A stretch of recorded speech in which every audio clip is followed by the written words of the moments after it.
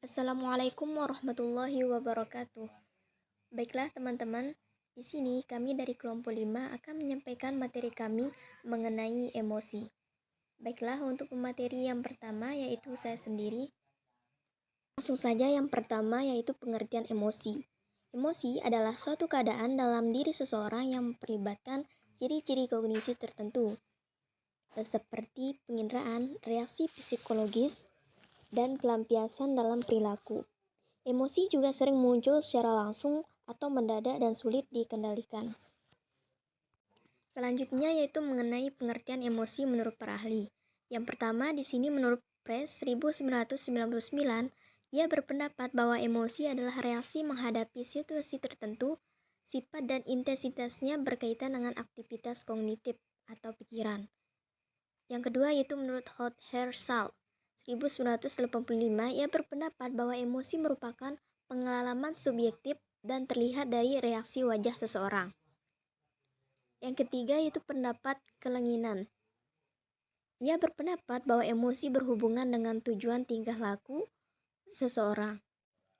Yang terakhir yaitu menurut pendapat William James, emosi sebagai keadaan rohani yang menampakkan dirinya dengan perubahan jelas pada tubuh seseorang atau gerak-gerik yang ditampilkan oleh seseorang yang mengalami emosi tersebut. Baiklah, yang selanjutnya yaitu C, fungsi emosi.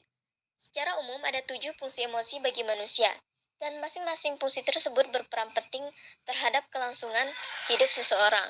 Karena dengan adanya emosi dapat membantu penyesuaian diri seseorang terhadap lingkungannya. Berikut fungsi-fungsi emosi tersebut. Yang pertama, menimbulkan respon otomatis.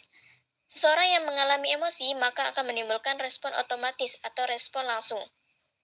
Yang B, menyesuaikan reaksi dengan kondisi khusus. Yang C, memotivasi tindakan. D, mengkomunikasikan sebuah niat kepada orang lain. Di sini maksudnya yaitu di mana di saat kita mengalami emosi maka niat atau komunikasi kita akan tersalurkan secara mudah kepada orang yang akan kita tuju. Yang E, meningkatkan ikatan sosial. F, mempengaruhi memori dan evaluasi atas suatu kejadian. Dan yang terakhir yaitu meningkatkan daya ingat terhadap memori tertentu. Contoh, saat kita mengalami emosi pada suatu kejadian, maka daya ingat kita terhadap suatu kejadian tersebut akan tinggi. Baiklah, untuk pemateri yang selanjutnya saya persilakan kepada Saudari Titi Barokah. Widodo 2018 menggambarkan ciri-ciri emosi yaitu 1. Bersifat subjektif. Setiap orang memiliki emosi yang berbeda dan tidak dapat diukur atau diidentifikasi dengan orang lain. Emosi juga dapat dipicu oleh pengalaman pribadi seperti trauma, tetapi bisa juga terjadi tanpa disadari. Misalnya kita takut pada kelinci, tetapi kita mengerti apa yang menjadi sumber ketakutan itu. 2. Bersifat fluktuatif atau tidak tetap atau tidak permanen. Emosi yang tidak berlangsung selamanya atau sementara, bervariasi dan dapat berubah-ubah. Ketiga, emosi juga melibatkan pengenalan indrawi atau persepsi sensorik atau peristiwa pengenalan panca indera. Menurut Sukmadinata, terdapat 4 ciri-ciri emosi, yaitu pertama, perubahan fisik. Emosi membuat fisik seseorang mengalami perubahan signifikan, misalnya ketika seseorang mengalami ketakutan. Kedua, emosi dapat diekspresikan melalui tindakan, misalnya ketika seseorang mengalami kemarahan. Ketiga, emosi terjadi pada karakteristik pribadi, misalnya ketika seseorang merasa ketakutan terhadap suatu hal atau sebuah benda. Keempat, emosi sebagai motif. Misalnya seseorang berperilaku kasar karena disebabkan oleh emosi ketika seseorang marah kepada orang yang tidak disukainya. Perkembangan emosi. Setiap orang mengikuti pola perkembangan emosi yang sama, sekalipun dalam variasi yang berbeda.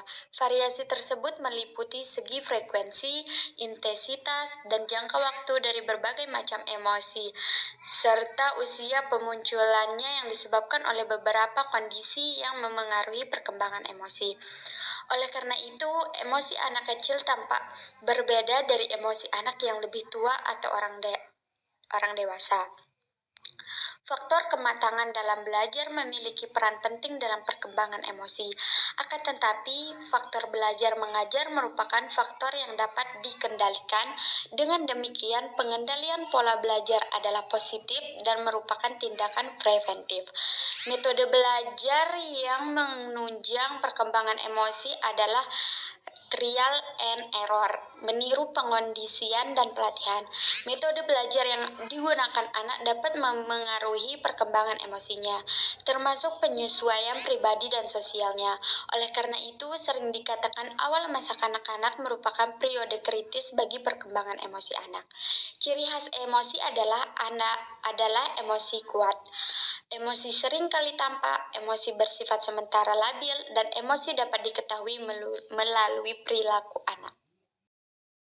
Baiklah, untuk pemateri yang terakhir saya persilahkan kepada Saudari Wardiatul Asbia.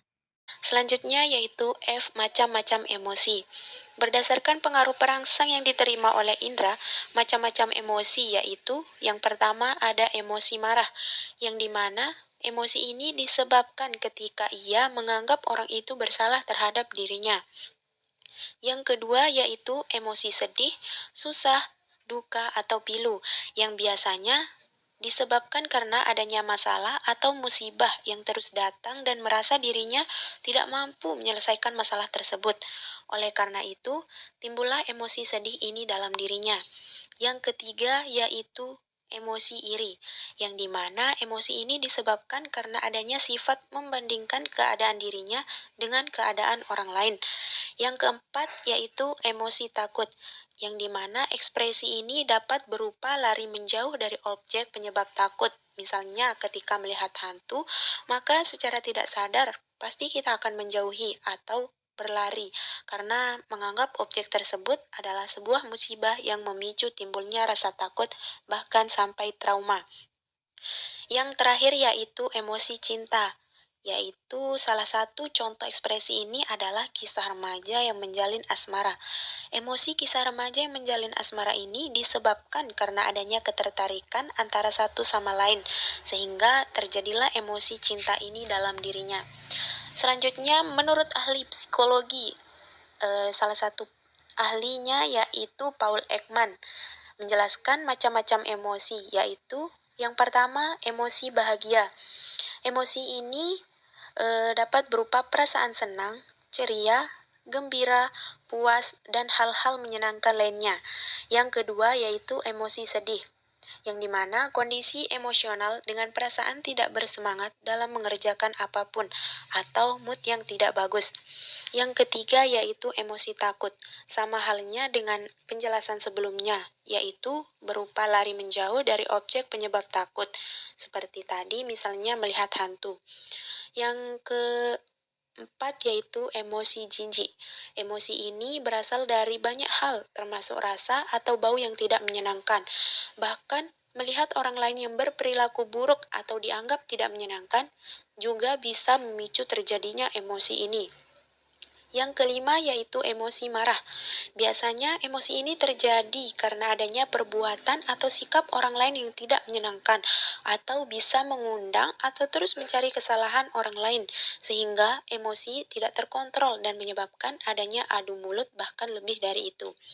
Yang terakhir yaitu emosi terkejut, yang dimana biasanya terjadi karena menghadapi sesuatu atau momen atau hal yang tidak disangka sebelumnya. Yang terakhir yaitu G. Pengaruh emosi terhadap pembelajaran. Emosi yang positif dapat mempercepat proses belajar dan mencapai hasil belajar yang lebih baik. Begitupun sebaliknya, jika emosi yang negatif dapat memperlambat belajar. Oleh karena itu, pembelajaran yang baik atau berhasil haruslah dimulai dengan menciptakan emosi positif pada diri pembelajaran. Sekian penyampaian materi dari kelompok kami. Wabillahi taufiq wal hidayah. Wassalamualaikum warahmatullahi wabarakatuh.